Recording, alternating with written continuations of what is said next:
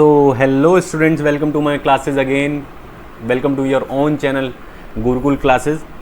I hope सभी अच्छे होंगे और जो मैंने कराया लास्ट में उन्होंने पढ़ा भी होगा, उनको अच्छा भी लगा होगा. काफ़ी अच्छे कमेंट्स आए, बहुत अच्छा, बहुत बहुत शुक्रिया आप सभी का. अब हम आज जो है वो हम क्लास 9th का पहला चैप्टर कवर करने वाले हैं. 10th के हमने काफ़ी चैप्टर कवर किए, तो काफ़ी लोगों की रिक्वेस्ट थी कि 9th क्लास का डाटा आप कब से डालेंगे. तो मैं 9th क्लास का पहला चैप्टर जो है वो कंप्लीट करूँगा आज, जिसका नाम है फंडामेंटल यूनिट ऑफ लाइफ, और हम इसको शॉर्ट में कहते हैं सेल के बारे में पढ़ेंगे हम आज. ठीक है, बहुत अच्छा चैप्टर रहने वाला है, बहुत मज़ा आने वाला है आपको. आई होप कि ये चैप्टर आपको समझ आएगा. ठीक है, तो हम जल्दी से विदाउट वेस्टिंग एनी टाइम और स्टार्ट करते हैं. और मेरा फिर से वही एक बात जो जान लीजिए, जो हम पहले भी कर चुके हैं, कि गुरुकुल क्लासेस नाम से टेलीग्राम पे ग्रुप है, वहाँ पे आप ज्वाइन कर लीजिएगा. साथ साथ में मेरा फ़ोन नंबर है. ठीक है, यहाँ पर भी आप मुझसे कांटेक्ट कर सकते हैं. ठीक है, चलिए. तो सेल क्या होती है, देखिए आपको सेल समझने के लिए पहले एक देखिए, ये एक वॉल है. ठीक है, इस वॉल पे हर एक वॉल जो है वो ब्रिक से मिलकर बनी होती है. किससे मिलकर बनी होती है? ब्रिक से. ठीक है, तो अगर मैं इस एक ब्रिक को भिगो दूँ, मान लीजिए ये ब्रिक को भिगो दूँ, ठीक है, या मैं इस पूरी वॉल को भिगोऊँ, तो ये ब्रिक भी भीगेगी. तो वैसे ही सेल है. सेल क्या है? जस्ट लाइक ब्रिक, हमारी बॉडी जो है वो सेल से मिलकर बनी होती है. ठीक है, अगर हमारी बॉडी में जो फंक्शन करेगी वही पर्टिकुलर सेल्स के अंदर भी फंक्शन होता है. जैसे रेस्पिरेशन, ठीक है, जैसे खाने का डाइजेशन. ठीक है, समझ आ गया? जैसे प्रोटीन सिंथेसिस, प्रोटीन का बनना. ठीक है, ये सारे फंक्शन सेल्स के अंदर होते हैं. कार्बोहाइड्रेट का बनना, लिपिड्स यानी फैट का बनना, तो हम उसके बारे में आज पढ़ेंगे. तो cell are the basic structure of and the functional unit of living organism. Cell biology की ब्रांच को, यानी सेल को, जो सेल के बारे में जो हम पढ़ते हैं, उस ब्रांच को हम लोग सेल बायोलॉजी, जो हम सेल के बारे में पढ़ते हैं उसे हम सेल बायोलॉजी कहते हैं. क्या बोलते हैं? Cell biology. Study of cell, यानी सेल्स के बारे में इसमें पढ़ाया जाता है. ठीक है, अब डिफरेंट शेप्स की सेल जो होती हैं और उनके डिफरेंट फंक्शन होते हैं. जैसे अगर मैं कहूँ लॉन्गेस्ट सेल, आपसे कोई पूछे लॉन्गेस्ट सेल, तो आप क्या आंसर करेंगे? Nerve cell. क्या आंसर करेंगे? Nerve cell. ठीक है, उसके बाद ब्लड सेल्स का आप देखिए, ब्लड सेल्स जो होती हैं वो सर्कल शेप में होती हैं, क्योंकि अंदर उनके आरबीसीज होती हैं. उनके अंदर कुछ ना कुछ कैरी करके जाती हैं, इसीलिए वो लाइक अ वेसल, बर्तन जैसे लगते हैं. ठीक है, उसके बाद बोन सेल थोड़ी सी रिजिड होंगी. उसके बाद ओवम, जिससे एग भी कहते हैं, फीमेल एग. उसके बाद फिर स्पर्म का ये जो आगे वाला पार्ट होता है, मैं आपको बताऊंगा ये किस काम में आता है, और जो पीछे वाला पार्ट होता है वो किस काम में आता है. ऊपर वाले पार्ट को कैप कहते हैं, कैप. ठीक है, और इसको टेल कहते हैं, इसको कहते हैं टेल. ठीक है, तो ये जो कैप है ये इसके ओवम के अंदर जो है फ्यूज़ होता है जाके. ठीक है, तो आगे वाला जो कैप है वो उसके अंदर मूव करने के काम आएगा, पीछे वाली टेल जो है उसे आगे बढ़ाने के काम में आएगी. ठीक है, समझ आ रहा है? उसके बाद स्मूथ मसल्स जो हैं, इनकी शेप को स्पाइंडल शेप कहते हैं, स्पाइंडल शेप. ठीक है, ये स्मूथ होती हैं, जैसे कि अपनी बाइसेप, ट्राइसेप वगैरह पे, चेस्ट की मसल्स वगैरह, ये मसल्स में होती हैं ज़्यादातर. ठीक है, सेल्स. उसके बाद फैट सेल्स भी, ये भी सर्कल शेप में होती हैं, और ये स्टोर करती हैं ज़्यादा से ज़्यादा फैट. ठीक है, एडिपोज टिश्यूज़, जिसके बारे में हम आगे पढ़ेंगे, ज़्यादातर ये एडिपोज टिश्यूज़ मिलकर बनाती हैं. सेल जो है मिलकर टिश्यू बनाएंगे, जो हम अगले वाले चैप्टर में डिस्कस करने वाले हैं. अब थोड़ा सा हम सेल की डिस्कवरी पे आ जाते हैं कि सेल की हिस्ट्री क्या है, सेल कहाँ से आई, कौन लाया, कैसे. ठीक है, तो आपने कहीं ना कहीं पढ़ लिया होगा कि सेल जो है सबसे पहले डिस्कवर की गई 1665. अच्छा, ये डिस्कवरी ऑफ सेल है ना, इससे एक क्वेश्चन ज़रूर आता है. हमेशा याद करिएगा कि डिस्कवरी ऑफ सेल से एक मार्क्स में आपको एक क्वेश्चन ज़रूर रहेगा, और थोड़ा सा कन्फ्यूजन रहता है बच्चों को, लेकिन आज नहीं रहेगा. ठीक है, रॉबर्ट हुक ने सबसे पहले सेल को खोजा, लेकिन वो सेल कैसी थी? नॉन लिविंग सेल थी. ठीक है, और नॉन लिविंग कौन सी सेल थी? वो कॉर्क, जो कैप लगा होता है शैम्पेन की बॉटल्स पे, उसे कहते हैं कॉर्क. वो लकड़ी से बने होते हैं, वो डेड सेल होती है. ठीक है, तो वो जो सेल, वहाँ से उन्हें पता चला कि ये सेल नाम की कोई चीज़ होती है दुनिया में, और इन्होंने अपने ही माइक्रोस्कोप से, जिसका नाम आपको कहें, इन्होंने एक खुद का माइक्रोस्कोप बनाया था, और he publish what he observe under his self design microscope. और उन्होंने एक बुक लिखी थी जिसका नाम है माइक्रोग्राफिया. सोचिए 1665 में ही सेल को खोज लिया गया था।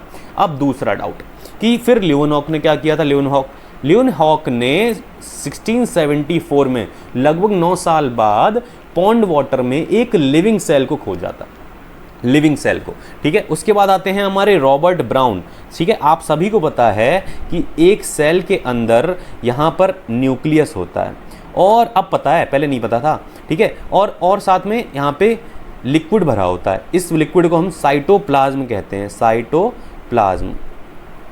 और जो ये आपको दिखाई दे रहा है सर्कल सा, इसे हम न्यूक्लियस कहते हैं। तो न्यूक्लियस को खोजने वाले ही कौन थे, रॉबर्ट ब्राउन, ठीक है। और न्यूक्लियस खोजने में लगभग इनको 150 साल लग गए थे। देखिए 1831 जब न्यूक्लियस खोजा गया। उसके बाद आए डुजार्डिन, ठीक है। इन्होंने एक फ्लूइड, मैं उसी फ्लूइड की बात कर रहा हूँ, साइटोप्लाज्म की, ठीक है। किसने खोजा था, ड्यूजार्डिन ने खोजा था, ड्यूजार्डिन ने, ठीक है, 1835 में। और इसका नाम दे दिया था स्टार्टिंग में सारकोड, जैसे आप साइटोप्लाज्म आप जानते हैं।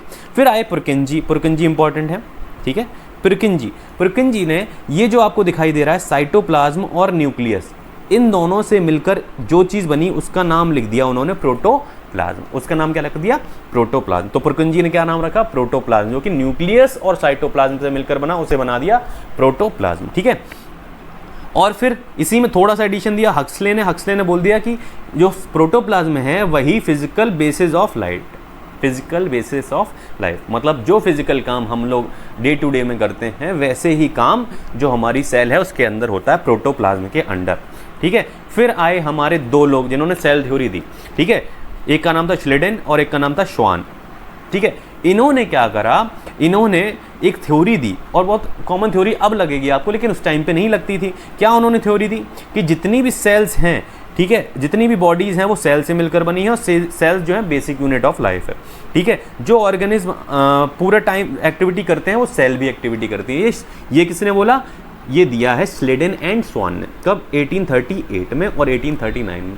फिर ये आए वर्चो ने एक बात पहले से ऐड और कर दी, उसमें क्या ऐड कर दी वर्चो ने बताया कि हाँ ये बात तो है कि जो बॉडीज़ हैं वो सेल से मिलकर बनी हुई हैं, और साथ साथ में जो ऑर्गेनिज्म काम करते हैं, वो एक्टिविटीज़ करते हैं, वो सेल भी परफॉर्म करती हैं। बट जो सेल है ना वो प्री एग्जिस्टिंग सेल से मिलकर बनी होती है, मतलब पहले से सेल होगी तभी सेल एक नई फॉर्म होगी, ठीक है। एक सेल से ही और अदर सेल्स फॉर्म होती हैं, ये इसी को कहा गया सेल थ्योरी, ठीक है। तो आई होप आपको चीज़ें कवर समझ आई होंगी।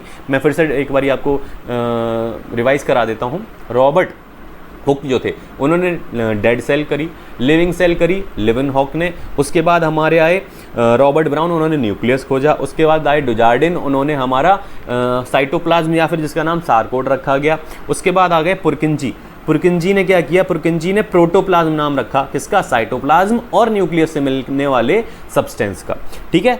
और उसके बाद आए वर्चो ने ये बता दिया कि पहले से ही सेल होनी चाहिए किसी नई सेल को फॉर्म करने के लिए, और स्लेडेन एंड स्वान ने क्या करा था, सेल थ्योरी को पहले दे दिया था, ठीक है। बात समझ आ गई आपको। सेल थ्योरी में उन्होंने बता दिया कि हर बॉडी जो है वो सेल से मिलकर बनी है, और जो एक्टिविटी हम ऑर्गेनिज्म परफॉर्म करते हैं वही सेल परफॉर्म करती है, ठीक है। अब हम जाते हैं सेल का एक बेसिक स्ट्रक्चर, सेल के बारे में जानते हैं क्या क्या सेल जो है वो मेनली किन किन चीज़ों से मिलकर बनी होती है। तो देखिए सेल की एक बाउंड्री होगी, किसी में एक बाउंड्री होती है, किसी में दो बाउंड्री होती है, वो बात की बात है, ठीक है। तो बाउंड्री होती है उसे हम कहते हैं सेल मेम्ब्रेन, ठीक है। इस सेल मेम्ब्रेन के अंदर एक न्यूक्लियस होता है। इस सेल मेम्ब्रेन के अंदर क्या होगा, एक न्यूक्लियस होगा। इस न्यूक्लियस के अंदर ऐसा लिक्विड भरा होगा और बहुत सारे यहाँ पर छोटे छोटे से ऑर्गेनेलीज होंगे, ठीक है, छोटे छोटे से ऑर्गेनेलीज। अब ये जो लिक्विड है इस लिक्विड को कहते हैं साइटोसोल, और इसको कहते हैं न्यूक्लियस, इसको कहेंगे न्यूक्लियस जो आपको बीच में दिखाई दे रहा है। और ये लिक्विड और ऑर्गेनेलीज मिलकर यानी ऑर्गन्स ऑफ सेल मिलकर क्या बनाएंगे, साइटोप्लाज्म बनाएंगे, साइटोप्लाज्म। बात समझ आई। तो सेल जो है वो किससे मिलकर बनी है, सेल मेम्ब्रेन से मिलकर बनी है। और प्रोटोप्लाज्म क्या होता है, न्यूक्लियस और साइटोप्लाज्म को अगर मिला दिया जाए तो क्या बना देगा, ये प्रोटोप्लाज्म बना देगा, ठीक है। और साइटोप्लाज्म क्या किससे मिला है, साइटोसोल यानी लिक्विड और सेल ऑर्गेनेलीज, ठीक है। अब जो सेल ऑर्गेनेलीज हैं वो कुछ सेल ऑर्गेनेलीज यानी सेल के जो ऑर्गन्स हैं वो सिंगल मेम्ब्रेन हो सकते हैं, मतलब जिसमें एक बाउंड्री हो, डबल मेम्ब्रेन हो सकते हैं यानी जिसमें दो बाउंड्री हो, नॉन मेम्ब्रेन हो सकते हैं यानी जिसकी कोई बाउंड्री ना हो। सिंगल सेल वाले कौन से आ जाएंगे? एंडोप्लाज्मिक रेटिकुलम, गोल्गी बॉडीज और लाइटोसोम्स। इनकी एक एक मेम्ब्रेन है यानी एक एक बाउंड्री में काम चल जाता है। लेकिन डबल मेम्ब्रेन ये मजबूत होते हैं ज़्यादा, ये हो गए प्लास्टिड और माइटोकॉन्ड्रिया। नॉन मेम्ब्रेन क्या होंगे? Ribosomes and centrosomes. ठीक है, ओके, ठीक है। अच्छा, न्यूक्लियस क्या होता है? न्यूक्लियस के अंदर चार चीज़ों से मिलकर बना है न्यूक्लियस। वो क्या है? Nuclear membrane, nucleoplasm, nucleolus and chromatin thread. अभी हम समझेंगे इसके बारे में क्या क्या चीज़ें आती हैं। तो हम आ जाते हैं सबसे पहले हमारे पहले ऑर्गेनेलीज का या फिर पहली सेल बॉडी के ऊपर, जिसका नाम है प्लाज्मा मेम्ब्रेन या फिर इसे हम सेल मेम्ब्रेन भी कहते हैं। सेल मेम्ब्रेन तो हम सबको पता है सेल की जो मेम्ब्रेन है वो क्या क्या होती हैं? बाउंड्री ऑफ द सेल होती हैं। ठीक है, all living cells have plasma membrane that is enclose their content, जिसके अंदर सारे कंटेंट भरे होते हैं। सारे लिविंग ऑर्गेनिज्म हैं उनके वो उनकी जो बाउंड्री है उसी को हम कहते हैं प्लाज्मा मेम्ब्रेन। ये थोड़ी सी फ्लेक्सिबल होती हैं and made up of organic molecule called lipid, protein and some small fraction of carbohydrate. ये लिपिड यानी फैट से मिलकर, लिपिड याद रखिएगा हमेशा बच्चों, फैट को कहते हैं। प्रोटीन से मिलकर बने हुए हैं और किससे मिलकर बने हैं? कार्बोहाइड्रेट से मिलकर बने। कार्बोहाइड्रेट, ये तीन चीज़ों से मिलकर बने होते हैं। तो आपसे पूछा जाएगा कि ये किससे मिलकर बने होता है प्लाज्मा मेम्ब्रेन? आप बता देंगे फैट से, प्रोटीन से और कार्बोहाइड्रेट से। ठीक है, अच्छा, अब किसी किसी की जो बाउंड्री होती है ना वो अपने आप ओपन हो जाती है। ठीक है, किसी किसी की बाउंड्री अपने आप हो जाती है ओपन। मैं दिखाता हूँ कैसे। ठीक है, देखिए, अब जैसे मान लीजिए मैं एग्जाम्पल इसका सबसे अच्छा है अमीबा। ये रहा अमीबा। पहली बात तो ये यूनिसेलुलर है। अभी मैं बताऊंगा यूनिसेलुलर क्या होता है। सेल्यूलर, देखिए यूनिसेलुलर वो होते हैं जिनकी पूरी बॉडी में सिर्फ एक सेल हो, उसे कहेंगे यूनिसेलुलर। जिनकी पूरी बॉडी में क्या होंगी? एक सेल होगी, उसे कहेंगे यूनिसेलुलर। फिर आएंगे मल्टी सेलुलर, जैसे कि हमारी बॉडी में बहुत सारी सेल हैं तो हमें क्या कहेंगे? Multi cellular. सिंपल। तो अमीबा के पास सिर्फ और सिर्फ एक सेल होती है। अब अमी अपना फूड कैसे खाता है? देखिए, फूड ये डला है अमीबा का, तो ये जो आपको दिखाई देंगे इसके इसे कहते हैं सूडोफोडिया। ठीक है, ये क्या करेंगे? ये एक्सटेंड हो जाते हैं। ये नेक्स्ट आपको ग्राफ बताऊं। ठीक है, ये ऐसे करके कवरिंग कर लेते हैं। किसके ऊपर? फूड के ऊपर। ये हमारा है फूड, इसके ऊपर कवरिंग कर लेते हैं। और फिर अगली बारी में ये जो है इसकी प्लाज्मा मेम्ब्रेन ये ओपन होकर फूड जो है अंदर आ जाता है और न्यूक्लियस के पास पहुंच जाता है। फूड कहाँ जाएगा? अंदर, और इसको अंदर पहुंच जाएगा। किसके अंदर? साइटोप्लाज्म के अंदर। अब इसमें हेल्प किसने करी? ये करी प्लाज्मा मेम्ब्रेन ने हेल्प। तो प्लाज्मा मेम्ब्रेन जब ओपन होके कोई चीज़ अंदर ले लेती है तो उसे कहते हैं एंडोसाइटोसिस। ठीक है, एंडोसाइटोसिस। इसीलिए अमीबा के इनटेक ऑफ फूड को भी हमने नाम दिया है एंडोसाइटोसिस। याद रखेंगे, एंडोसाइटोसिस। ये पूछा गया बच्चों, इसीलिए मैं आपको ये चीज़ बताने की कोशिश कर रहा हूँ। आई होप आपको समझ आ रही होगी बात। ठीक है, बैक टू द टॉपिक।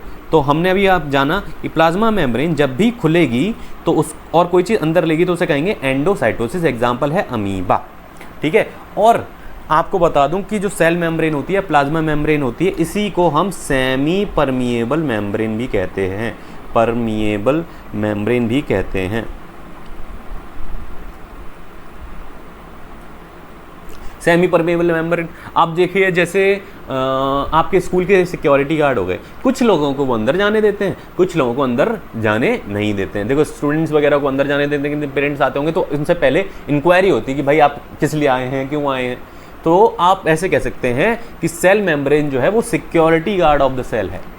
ठीक है, सेल मेम्ब्रेन क्या है? Security guard of the cell है। तो कुछ लोगों को अंदर जाने देगा, कुछ लोगों को अंदर जाने नहीं देगा।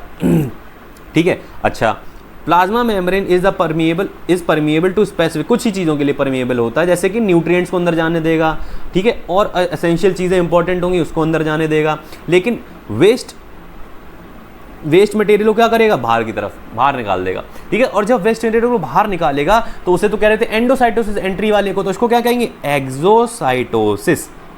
इसको कहेंगे एक्सोसाइटोसिस। बात समझ आई? एक्सोसाइटोसिस। ठीक है, अब किस किस चीज़ों को अंदर लेने देता है? देखिए, ऑक्सीजन को लेने देगा, कार्बन डाइऑक्साइड को लेने देगा, वाटर को लेने देगा, इनको फ्रीली, भाई जाओ अंदर, स्टूडेंट हो तुम जाओ, तुम्हारा काम है अंदर, तुम पढ़ो जाके, ठीक है। अच्छा, और मैं कहूँ कि लार्जर मॉलिक्यूल जैसे अमीनो एसिड, शुगर, इनको ध्यान से रेगुलेट करके, जैसे आपके पेरेंट्स जाएंगे तो उनसे पूछ पाछ के, ठीक है, आप किस लिए आए हैं मिलने के लिए, तो फिर उनको अंदर भेजने दे जाता है। वैसे अमीनो एसिड से पूछेगा, हाँ क्या काम है, किस लिए आ रहे हो, ठीक है। शुगर से कहेगा, हाँ इतनी क्वांटिटी में क्यों जा रहे हो भाई, ज़रूरत ही नहीं है तुम्हारी, तो क्या कर देगा, बाहर रेगुलेट कर लेगा। तो प्लाज्मा मेम्ब्रेन क्या करता है, रेगुलेट करता है, ठीक है। ये देखिए आपको प्लाज्मा मेम्ब्रेन का डायग्राम भी दिखाई दे रहा होगा, ठीक है।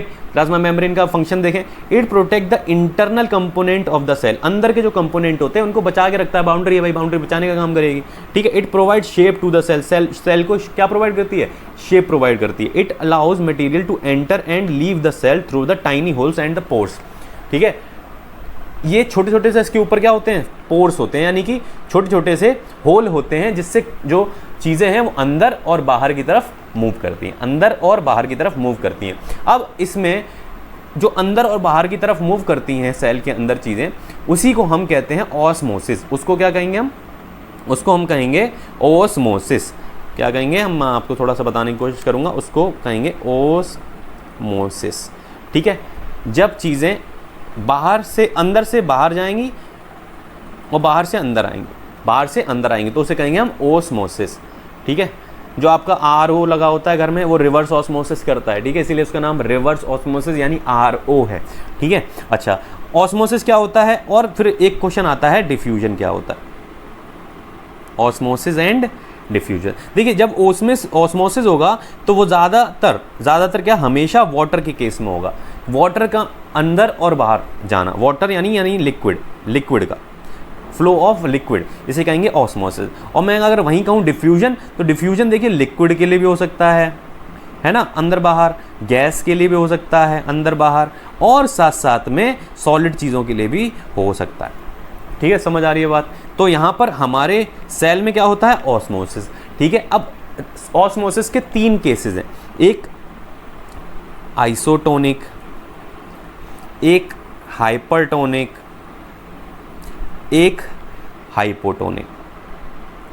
अब आपको इसके लिए एक चीज़, एक एग्जांपल समझना पड़ेगा कि देखिए, अगर आपने कोई बलून में वाटर भर लिया, ठीक है, और आपने उसको हल्का सा पिन किया, तो पानी आप देखेंगे अंदर से बाहर की तरफ निकलेगा। क्यों? वो प्रेशर बना रहा है, बाहर की तरफ निकलने की कोशिश कर रहा है। तो दुनिया में हर चीज़ जो है वो हायर कंसंट्रेशन से लोअर कंसंट्रेशन की तरफ जाती है, ठीक है। आप कह सकते हैं कि जितने भी ताकतवर लोग हैं वो कम ताकतवर लोगों को दबा लेते हैं, ठीक है। तो मैं आपको यहाँ पर एग्जांपल देने की कोशिश कर रहा हूँ। क्या, एक बीकर लीजिए, ठीक है, यहाँ पर भी एक बीकर लेंगे, यहाँ पर भी एक बीकर लेंगे, तो यहाँ सब में पानी भर देंगे, सब में पानी भर दिया, ठीक है, सब में पानी भर दिया भाई, ठीक है, सब में पानी भरा हुआ है, ठीक है। अब मैं सबसे पहले आपको बता रहा हूँ हाइपरटोनिक में क्या होता है, यहाँ पे एक सेल है, ठीक है, ये सूखी हुई सेल आपने डाल दी। जैसे आप किशमिश ले लीजिए, किशमिश को सूखा हुआ डाल दिया, तो आप देखिए इधर जो अंदर की तरफ है वो लोअर कंसंट्रेशन है, बाहर की तरफ देखिए हायर कंसंट्रेशन ऑफ वाटर है, तो पानी कहाँ बढ़ेगा, ये सेल के अंदर बढ़ेगा। तो यहाँ जो सेल है वो कैसी हो जाएगी, स्वेल हो जाएगी। यहाँ सेल कैसी हो जाएगी, स्वेल मतलब फूल जाएगी, इसके पोर्स से अंदर की तरफ बढ़ेगी, तो ये स्वेल हो जाएगी, ठीक है। उसके बाद यहाँ देखिए, यहाँ पे अगर मैं कहूँ यहाँ पहले से ही पानी है, ये पहले से ही स्वेल है, ठीक है, पहले से ही स्वेल है, दैट मीन्स कि इसमें ना अब यहाँ पे पानी की जो क्वांटिटी है इसके कंपैरिजन में कम है। मैं और बड़ी सेल बना दे रहा हूँ, इसके कंपैरिजन में कम है। तो यहाँ देखिए, अब बाहर लोअर कंसंट्रेशन है और अंदर कैसा है, हायर कंसंट्रेशन। तो अब वाटर जो है वो आउटसाइड मतलब बाहर की तरफ मूव करेगा। तो यहाँ पे सेल जो होगी वो कैसी हो जाएगी, सिंक यानी कि डूब जाएगी, श्रिंक हो जाएगी, श्रिंक यानी कि बिल्कुल एकदम कोलैप्स करने की कोशिश करेगी। अच्छा, जहाँ पर कंसंट्रेशन बराबर हो, ठीक है, दोनों तरफ बाहर भी कंसंट्रेशन बराबर हो, अंदर भी कंसंट्रेशन बराबर हो, तो ये आइसोटोनिक में क्या होगा, नो चेंज, कोई चेंज नहीं आएगा, ठीक है।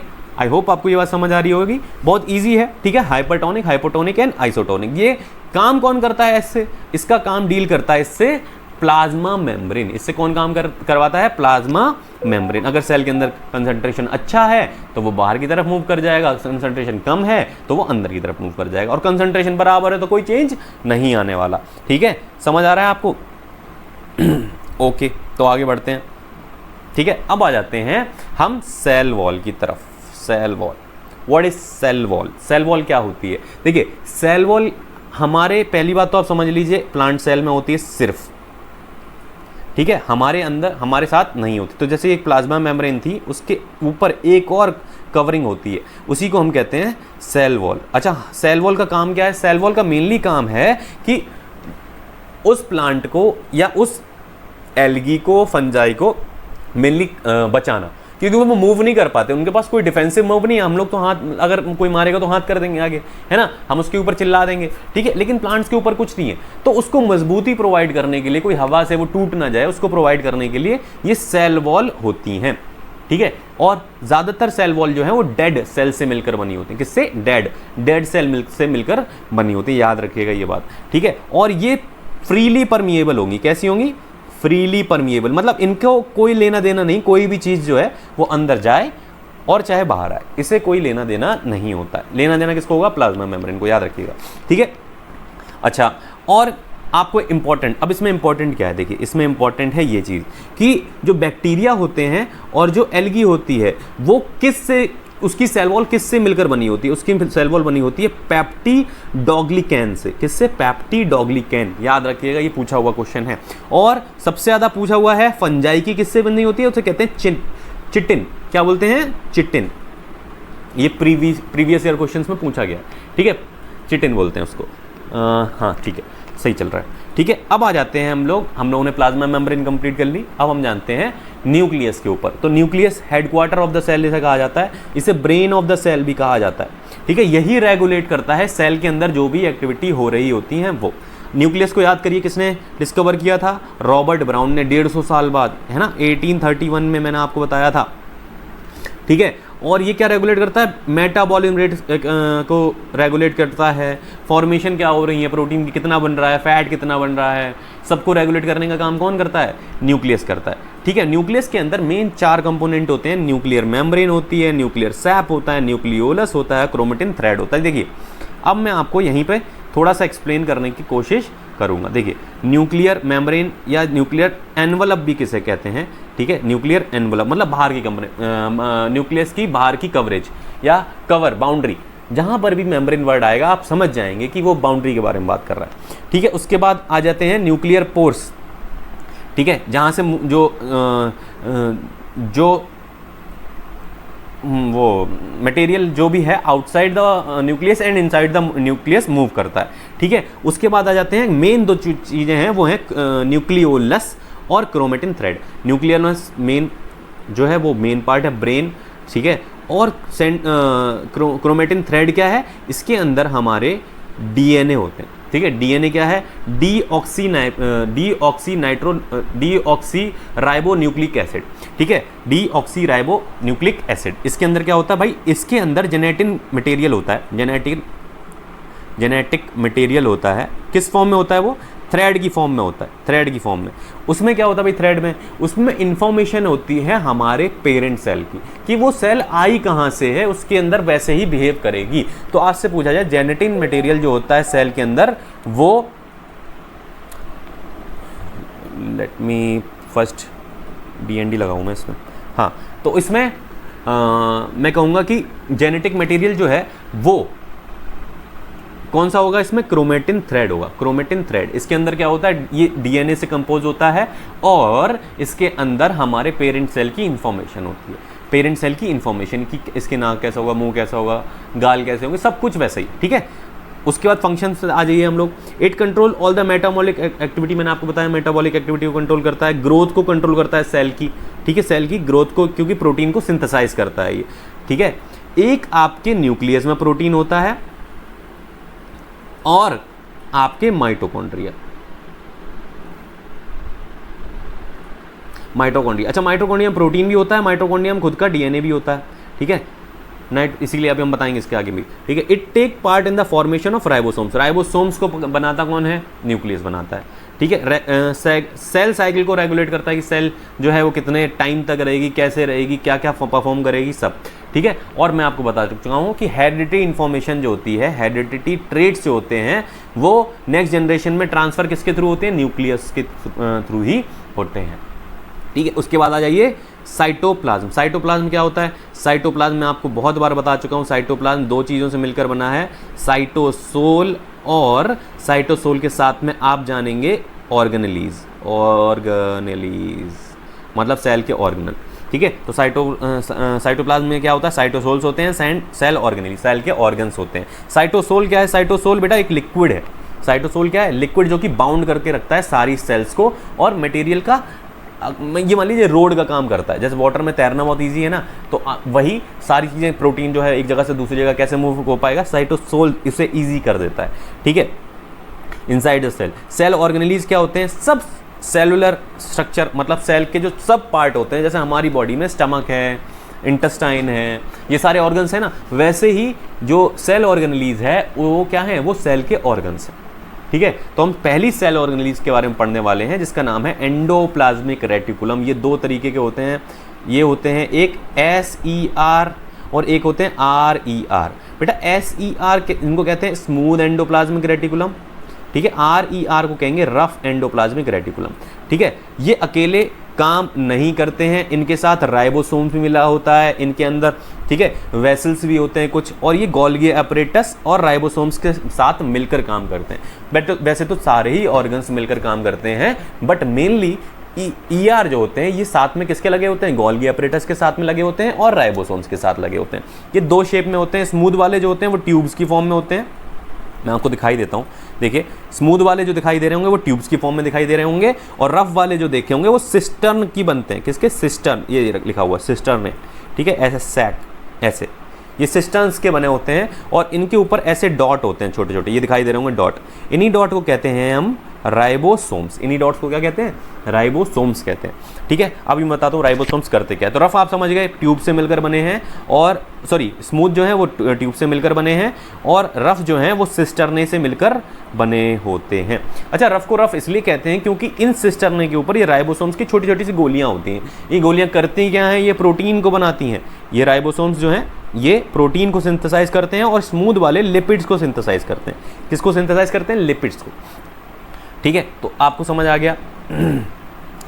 ER में look different from cell to cell, ये अलग अलग जगह पे अलग अलग तरीके के दिखाई देते हैं, ठीक है।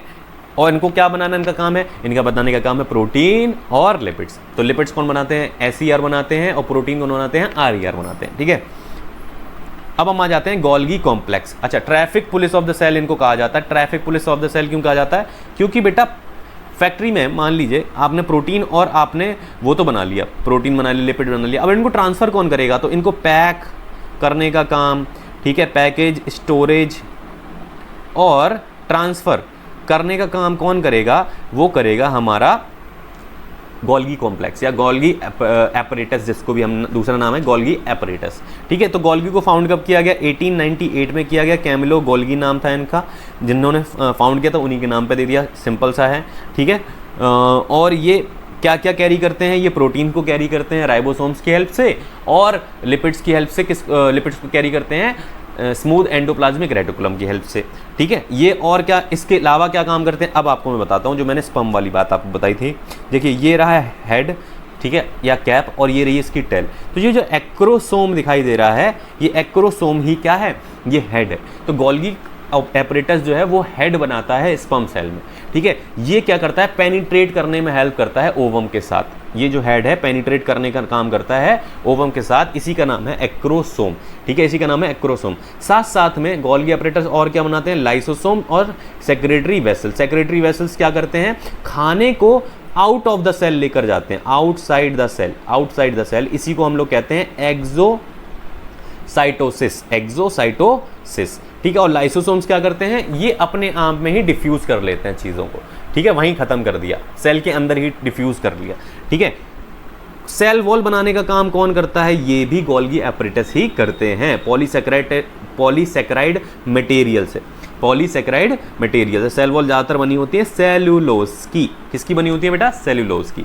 Cell plate formation during the plant division cell. Plant का जब डिवीजन सेल होता है तो उसमें एक प्लेट तरीके की फॉर्म करता है, वो कौन करता है? गोल्गी एपरेटस फॉर्म करता है। सिंपल, ठीक है। अब आ जाते हैं लाइसोसोम्स। लाइसोसोम को बनाया किसने? लाइसोसोम्स को बनाया गोल्गी कॉम्प्लेक्स ने। गोल्गी कॉम्प्लेक्स ने। इनको suicidal bag of the cell भी कहा जाता है। सुसाइडल बैग मतलब जैसे मान लीजिए इनको लग रहा है कि अब ये सेल ज़्यादा नहीं जिएगी, ठीक है, या ये वेस्टेज जो है अब बाहर जाने के लिए नहीं है, ये हमारी सेल को नुकसान कर सकता है, तो इनके अंदर से कुछ डाइजेस्टिव एंजाइम्स निकलते हैं जो उस सेल को वहीं डिफ्यूज़ कर देते हैं या उस मटेरियल को वहीं डिफ्यूज़ कर देते हैं, ठीक है। इन्हें लिटिल एंजाइम पैकेज भी कहा जाता है, ठीक है। Are spherical bag like structure covered by the single membrane. Single membrane से होंगे पहली बात तो cover. Hold the enzyme to create the cell, ठीक है। कुछ एंजाइम्स को कैरी करता है ये, ठीक है, डाइजेस्टिव एंजाइम्स को कैरी करता है और वहीं डिफ्यूज कर देता है, इसीलिए इसका नाम क्या है? Suicidal bag of the cell, ताकि बाकी की जो सेल्स है ना उनको नुकसान ना पड़े। तो एक क्वेश्चन है बहुत इंपॉर्टेंट, बहुत पूछा जाता है, which why lysosome called suicidal bag of the cell? क्योंकि इसमें से एक डाइजेस्टिव एंजाइम निकलता है जो बाकी सेल्स को नुकसान नहीं करने देता और वो बस्ट कर देता है पूरी सेल को, और सेल को बाकी सेल्स को खराब होने से बचा लेता है, ठीक है। इसीलिए इसको क्या कहेंगे? Suicidal bag of the cell कहेंगे। They might be use to digest the food और break down the cell within it dies, ठीक है। सेल को खुद ही खत्म करने के लिए ये ब्रेक डाउन कर देते हैं और फूड को भी डाइजेस्ट कर लेते हैं, ठीक है। फूड या तो बाहर की तरफ निकलेगा, ठीक है, उन्हें हम सेक्रेटरी वेसल्स के थ्रू निकालेंगे, और या तो अपने आप ही वहीं पे डिफ्यूज हो जाएगा, वो लाइसोसोम्स की हेल्प से होगा। समझ आ गया आपको? आई होप आपको डाउट नहीं आ रहा होगा और आपको 1x के अलावा आपको 1.5 पे इसे देखने की कोई ज़रूरत नहीं पड़ रही होगी, ठीक है ब्रो? ठीक है, ओके, स्टार्ट करते हैं। नेक्स्ट हमारा mitochondria, power house of the cell. अच्छा, माइटोकॉन्ड्रिया का आपको फिगर बहुत इंपॉर्टेंट है। पहली बात, हमने माइटोकॉन्ड्रिया याद कीजिए, हमने पढ़ा था तो यहाँ पे डबल सेल थी, डबल बाउंड्री थी, इसलिए डबल मेम्ब्रेन भी कहा गया था, डबल मेम्ब्रेन, ठीक है। डबल मेम्ब्रेन होती है, इसके बाद डबल लेयर मेम्ब्रेन होती है, और इसकी जो शेप देखिए आप ज़रा, इसकी शेप देखिए तो ये अंदर की तरफ ऐसे, जो आपने बाउल देखे होंगे जो अंदर से ऐसे कवर होते हैं, ठीक है। एक क्वेश्चन बनता है कि इसकी जो लेयर होती है वो अंदर की तरफ फोल्डेड क्यों होती है? तो अंदर इसलिए फोल्डेड होती है ताकि बेटा जो ये प्रोटीन बना रहा है, ठीक है, जो ये एनर्जी फॉर्म कर रहा है, ठीक है, प्रोटीन, पहले हम जानते हैं ये होता क्या है। The mitochondria are double bound organelles of the eukaryotic cell. अच्छा, यूकैरियोटिक सेल आपको बता दूं, अब आपको ये भी बताना पड़ेगा what is eukaryotic and what is prokaryotic, ठीक है। सेल जो होती हैं वो दो तरीके की होती हैं बेटा, एक होगी यूकैरियोटिक और एक होगी प्रोकैरियोटिक, ठीक है। सिंपल, इसमें कंफ्यूजन होता है बच्चों को बहुत। ऐसे मान लीजिए जो लोग अपने आप को प्रो ज़्यादा समझते हैं वो एक्चुअली में अंदर से खोखले होते हैं। अपने आप को जो एक्स्ट्रा ऑर्डिनरी समझते हैं वो कैसे होंगे? अंदर से खोखले होंगे। तो इनके पास न्यूक्लियर में भी कोई मेम्ब्रेन नहीं होगी, मतलब इनकी जो बाउंड्री है, इनकी बाउंड्री नहीं होती कोई, आप डिफाइन नहीं कर सकते। इसमें वेल डिफाइंड न्यूक्लियस होगा, वेल डिफाइंड न्यूक्लियस, इसके अंदर क्या होता है? ब्रेन, वेल डिफाइंड ब्रेन होता है, न्यूक्लियस होता है, और इसके अंदर वेल डिफाइंड न्यूक्लियस नहीं होता है, ठीक है, वेल डिफाइंड न्यूक्लियस नहीं होता। इसके अंदर हर चीज़, हर ऑर्गेनेलीज अच्छे से वेल डिफाइंड होती है, वेल डिफाइंड होती है, वेल डिफाइंड, मतलब आप बता सकते हैं कि ये माइटोकॉन्ड्रिया, ये गोल्गी एपरेटस है। यहाँ पर मेम्ब्रेन ना होने के कारण, यहाँ कोई मेम्ब्रेन तो होती नहीं है, तो सारी चीज़ें आपस में कैसी हो रही होती है? मर्ज हो रही होती हैं प्रोकैरियोटिक्स में, ठीक है। तो आप इसमें डिफाइन नहीं कर सकते कि which is the mitochondria and which is the Golgi apparatus. बात समझ आई आपको? आई होप आपको समझ आ रही होगी। और ये डिफरेंस जो हैं वो बहुत पूछे जाते हैं, यूकैरियोटिक और प्रोकैरियोटिक के डिफरेंस ज़्यादातर पूछे गए, ठीक है। तो हाँ, तो हम कहाँ थे कि डबल मेम्ब्रेन है और यूकैरियोटिक सेल में होता है माइटोकॉन्ड्रिया, ठीक है। Mitochondria are semi autonomous organelles bounded by the envelope of two membrane. मैं वही बता चुका हूँ, दो मेम्ब्रेन होती हैं इसमें, ठीक है। अच्छा, इनर जो अंदर वाली मेम्ब्रेन होती है वो सेमी परमेबल, वही कुछ चीज़ों को अंदर ले जाने देगी, कुछ चीज़ों को नहीं। बाहर वाली लेकिन क्या होती है? फ्रीली परमिएबल होती है, ठीक है। और ये किससे बनकर होती है? ये देखिए सिस्टे, देखिए फिर से कर्व आ गए, यानी सिस्टे से मिलकर बनी हुई है, ठीक है। और cristae bears minute regular spaces tennis racket shape particles known as F1 particle of the oxysomes. इसमें आपको छोटे छोटे से पार्टिकल्स दिखाई दे रहे होंगे जिन्हें हम क्या कहते हैं, ये जो आपको पार्टिकल्स दिखाई दे रहे हैं इन्हें ऑक्सीसोम्स भी कहते हैं, F1 पार्टिकल या फिर ऑक्सीसोम। ऑक्सीसोम्स के अंदर क्या होता है, ATP बनती है, ATP, ठीक है, अडीनोसाइन ट्राइफॉस्फेट। ये क्या करता है बेटा, एनर्जी देने का काम करता है, सेल को और बॉडी को एनर्जी देने का काम करता है। ATP is the unit of energy, ठीक है। तो इसीलिए हम माइटोकॉन्ड्रिया को power house of the cell भी कहते हैं। अब बैक टू द टॉपिक, आपको मैं एक चीज़ समझा रहा था कि अंदर ऐसे कर्व होता है। वेसल जो है, मैं यहाँ पे कुछ होता तो आपको बता सकता, ठीक है। मैं यहाँ पे शेप डिज़ाइन करने की कोशिश करता हूँ, देखता हूँ कि बना पाऊँगा कि नहीं। जस्ट गिव मी 1 मिनट, ठीक है। ये देखिए जैसे ये है और इसमें ऐसे कर्व होंगे, ठीक है, हल्का सा, ठीक है। ये अंदर की तरफ ऐसे कर्व होंगे। ये कर्व क्यों होते हैं, ताकि जो ये इसका जो देखिए, एक तो सरफेस एरिया बढ़ गया, ठीक है, एक तो इसका क्या बढ़ गया, सरफेस एरिया, यहाँ पे भी सरफेस एरिया बढ़ गया। तो जो ऑब्जर्व कर पाते हैं या एब्जॉर्व कर पाते हैं किसको, एनर्जी को, वो प्रॉपरली कर पाते हैं। दूसरा जो एनर्जी है वो उसका वेस्टेज सबसे कम हो पाए, इसीलिए वो अंदर की तरफ फोल्डेड होते हैं। तो ये क्वेश्चन आपकी एनसीईआरटी में भी है कि माइटोकॉन्ड्रियाज की जो मेम्ब्रेन होती है वो अंदर की तरफ फोल्ड क्यों होती है, ताकि उसमें एब्जॉर्प्शन अच्छे से हो पाए, एनर्जी का एब्जॉर्प्शन अच्छे से हो पाए, साथ साथ में वो जो है एनर्जी प्रोड्यूस हो रही है उसकी वेस्टेज कम से कम हो पाए, ठीक है। समझ आ गया आपको। अब आ जाते हैं प्लास्टिड। प्लास्टिड बेटा ये भी प्लांट्स में होते हैं, ये भी प्लांट्स में होते हैं, ये एनिमल्स में नहीं होते हैं, ये एनिमल्स में नहीं होते हैं, ठीक है, याद रखिएगा। प्लास्टिड जो होते हैं मेनली कलर प्रोवाइड करने के लिए होते हैं प्लांट्स में। जैसे एक हो गया क्लोरोप्लास्ट, फिर हो गया क्रोमोप्लास्ट और हो गया ल्यूकोप्लास्ट। क्रोमोप्लास्ट जो है वो रेड कलर प्रोवाइड करता है, येलो, ऑरेंज, और ये कलर जो प्रोवाइड करता है वो कौन सा प्रोवाइड करता है, क्रोमोप्लास्ट। ये आपने फ्लावर्स में देखा होगा, फ्रूट्स में देखा होगा। तो ये किसकी, फ्रूट्स में, फ्लावर्स में जो कलर आता है वो क्रोमोप्लास्ट की वजह से आता है। लीफ में कलर किसकी वजह से आता है, क्लोरोप्लास्ट की वजह से आता है। क्लोरोप्लास्ट के अंदर ही बेटा ये देखो, ये दिखाई दे रहे हैं, क्लोरोप्लास्ट के अंदर यही होता है क्लोरोफिल। ग्रीन पिगमेंट आपने सुना होगा बचपन में, green pigment that helps in the photosynthesis, है ना। तो वो होता है क्लोरोफिल, वो किसके अंदर होता है, क्लोरोप्लास्ट के अंदर होता है। ये सनलाइट को कैप्चर करता है। सनलाइट को क्या करेगा, कैप्चर करता है, सनलाइट को करेगा कैप्चर, ठीक है। इसी की हेल्प से फोटोसिंथेसिस फर्दर हो पाती है। फिर आता है ल्यूकोप्लास्ट। बेटा ल्यूकोप्लास्ट क्या होता है, ल्यूकोप्लास्ट आर कलरलेस और वाइट प्लास्टिड, ये होते हैं कलरलेस। फिर इनका काम क्या है, ठीक है, they occur in the plant not expose to light, जो लाइट में ज़्यादातर नहीं आ पाते हैं ये उनके अंडर आते हैं। जैसे रूट आप देखिए कलरलेस होती हैं ज़्यादातर, ठीक है। सीड्स, ल्यूकोप्लास्ट वो ब्राउन नहीं होती बेटा, वो सॉइल के कलर की वजह से आपको लगती है ब्राउन, बट वो कलरलेस होती हैं। Leucoplast are the centre of the starch grain formation. और हाँ, ल्यूकोप्लास्ट किसके में फॉर्मेशन में हेल्प करते हैं, स्टार्च फॉर्मेशन, स्टार्च के फॉर्मेशन में सबसे ज़्यादा हेल्प करते हैं। And also involve in the synthesis of oil and protein. इसीलिए सीड्स के अंदर आपने देखा होगा वो ऑयल और प्रोटीन आपको ज़्यादा देखने को मिलेगा।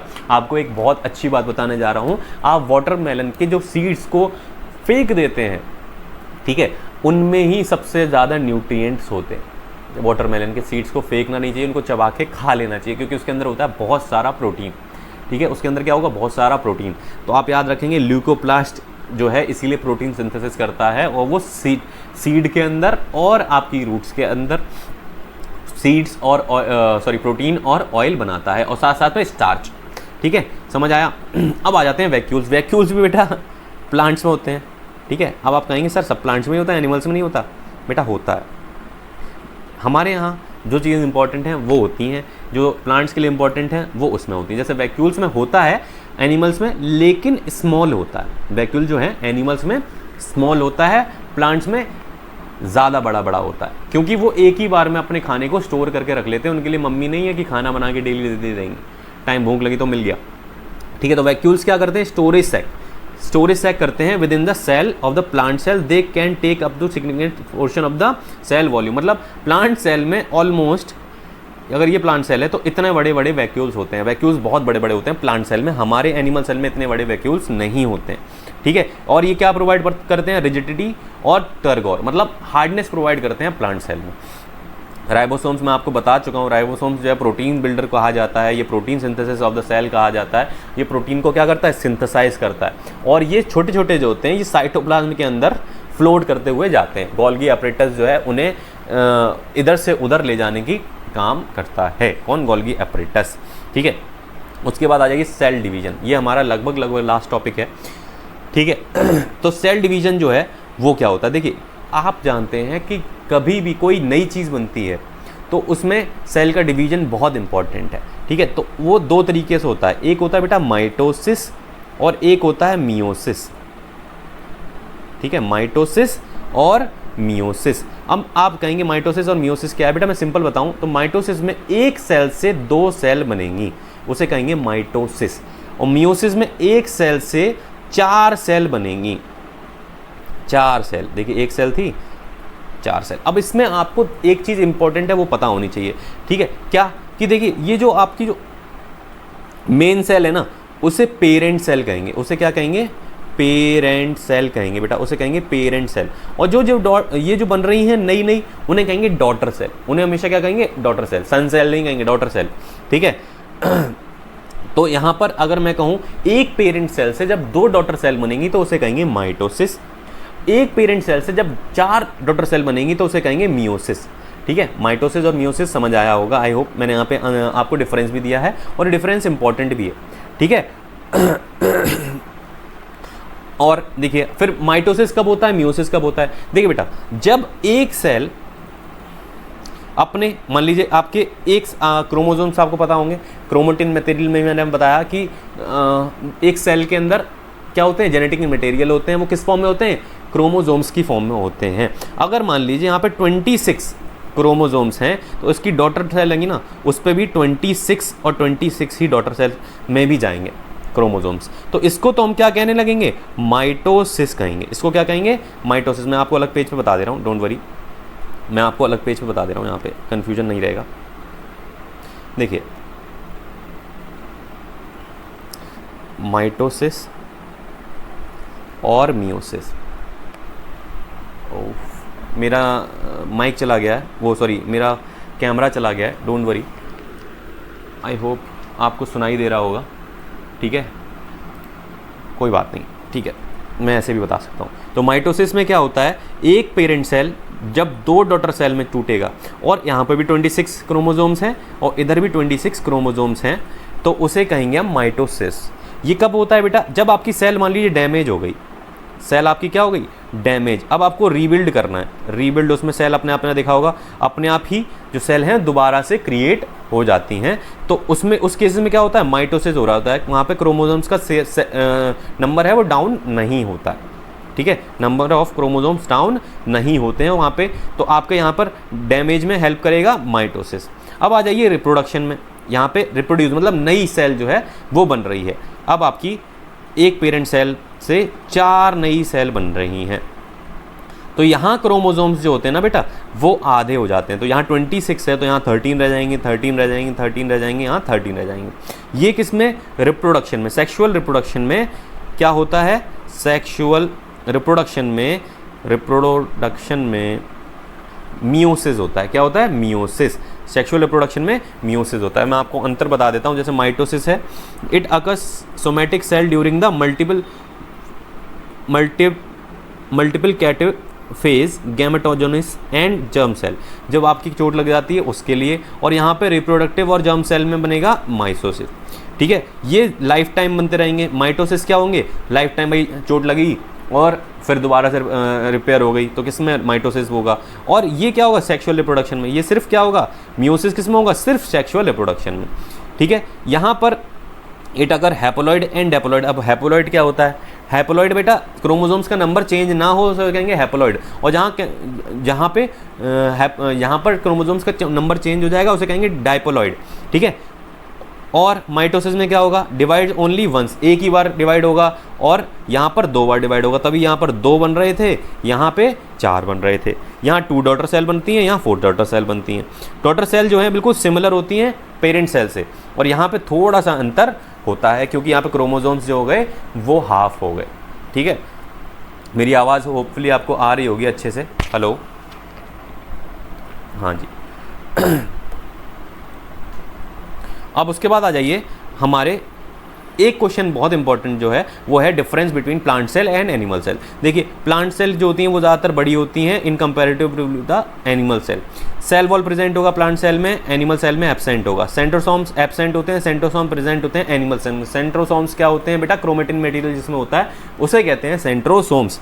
वैक्यूल्स जो होते हैं बड़े होते हैं, वैक्यूल्स यहाँ पे छोटे होते हैं, बता चुका हूँ। साइटोप्लाज्म आज नॉट डेंस, डेंस क्योंकि उनके पास ऑर्गन्स ही नहीं होते उतने ज़्यादा ऑर्गन्स ही नहीं होते, उन्हें ज़रूरत ही नहीं होती, एनर्जी इतनी ज़्यादा वो कंज्यूम करते नहीं, वो बस खड़े रहते हैं प्लांट्स। और हमारे यहाँ डेंसर हुआ तभी वहाँ पे राइबोसोम अच्छी तरीके से मूव हो पाता है इधर से उधर, ठीक है। प्लास्टिड्स प्रेजेंट होते हैं, यहाँ प्लास्टिड्स एब्सेंट होते हैं। न्यूक्लियस पेरीफेरल होता है और यहाँ न्यूक्लियस सेंटर में होता है। पेरीफेरल का मतलब होता है बेटा साइड में, पेरीफेरल का मतलब है साइड में, ठीक है। तो आई होप ये थोड़ा सा चैप्टर बड़ा है, आपको समझ आया होगा। मैं आपके जब कोई भी डाउट्स होंगे वो मैं इस पर कवर कर लूँगा। ये नंबर मेरा रहा, दोबारा से मैं बता दे रहा हूँ, आपको समझ ना आए तो प्लीज़ इस पर कॉन्टैक्ट करिएगा और ऐसे ही मुझे लाइक प्लीज़ करिएगा, शेयर करिएगा और प्लीज़ पूरी वीडियो देखा करिएगा, ठीक है। तभी आपको ये जो है स्टार्टिंग से लेकर लास्ट तक देखेंगे तभी आपको ये बात समझ में आएगी जो मैं आपको बताने की कोशिश कर रहा हूँ। Thank you all and next video जल्दी ही मिलेंगे। नेक्स्ट वीडियो मैं शूट करूँगा और आपकी जल्दी से जल्दी डालूंगा, ठीक है। Thank you so much, bye bye.